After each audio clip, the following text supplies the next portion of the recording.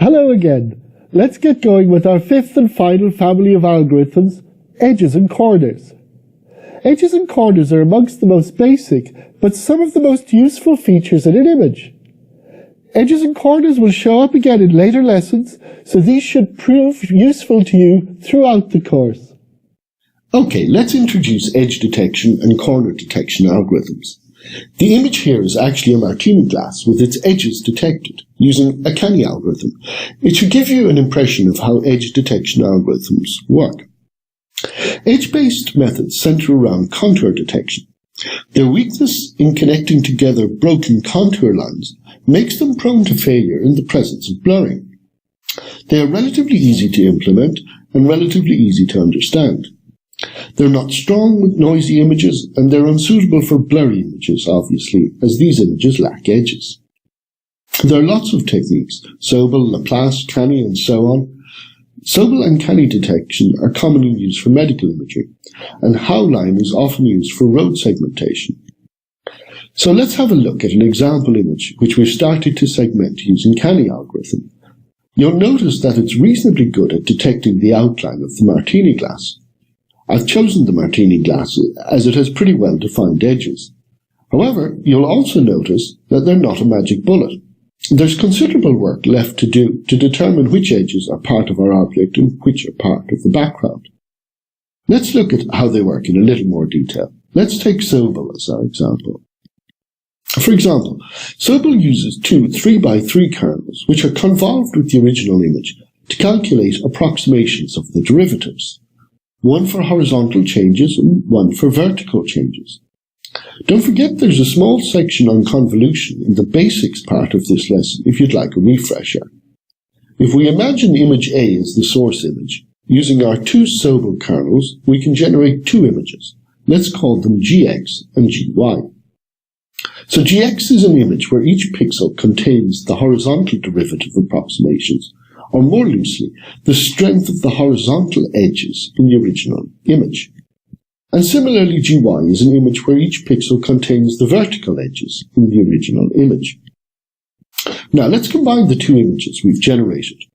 One way we can combine the two images is to generate an image G, where each pixel contains the square root of GX squared plus GY squared.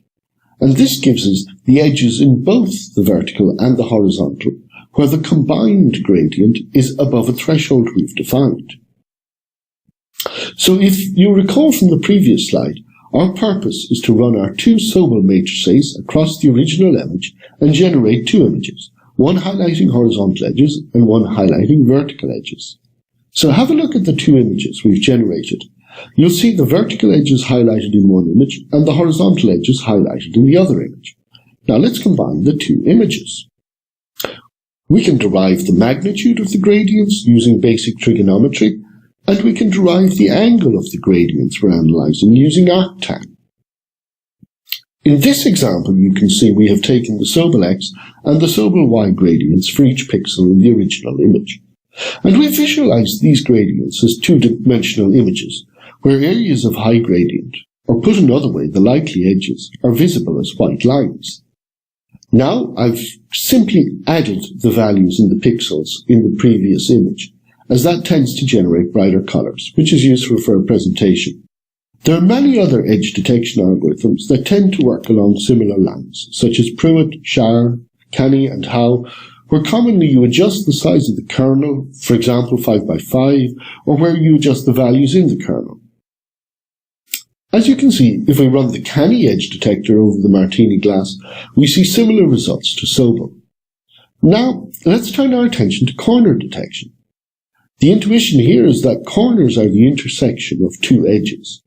Algorithms like Harris corner detection work by assuming that if you look through a small window into an image, corners are regions where there is a large variation in intensity in more than one direction. So let's give ourselves an intuition as to how the Harris corner detection works. Let's imagine we're looking at a small region of an image. If we move that region around a few pixels in every direction, and check how similar each of the new regions is to the original region, a few things can emerge.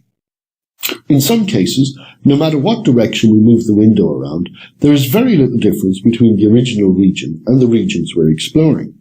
In that case, we conclude that the original region is flat. In some cases, we notice that strong variations appear in one direction.